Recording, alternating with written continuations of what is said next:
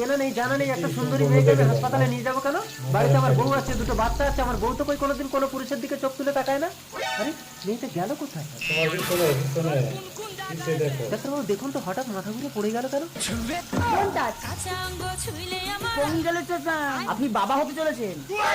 আরে কি বলছেন? ওই বাচ্চার বাবা আমি না, ওই মেয়েটাকে আমি চিনি না। না না এই বাচ্চা ওর। এই তুমি আমাকে কেন ফাঁসাচ্ছ বোন? আমার বাড়িতে বউ আছে, দুটো বাচ্চা আছে। চালাকি হচ্ছে। এই ডাক্তার অ্যাডভোকেটে জানেন তো? Okay sir. দু বাচ্চার বাবা হয়ে তুমি অন্য মেয়েকে নিয়ে লীলা করছো? বিশ্বাস করো বউ, এই মেয়েটাকে আমি চিনি না, ও আমাকে ফাঁসাচ্ছে। ঠিক আছে, মেডিকেল চেকআপ করলে সব ধরা পড়ে যাবে। করো। ও হ্যাঁ ডাক্তার স্বামী বলুন। এটাকে ভিতরে নিয়ে গিয়ে মেডিকেল চেকআপ করবো। এই চলে এসো। ম্যাডাম আমার বউ যদি প্রেগনেন্ট হয় তাহলে বুঝবেন এই বাচ্চা আপনার স্বামী। ডাক্তার স্বামী এটাকে ভালো করে চেক আপ করে দেখলাম এর বাবা হওয়ার কোনো ক্ষমতাই নেই। ও বউ, আমার তো বাবা হওয়ার ক্ষমতা নেই, তাহলে তোমার দুটো বাচ্চা কি করে হলো? এই যদি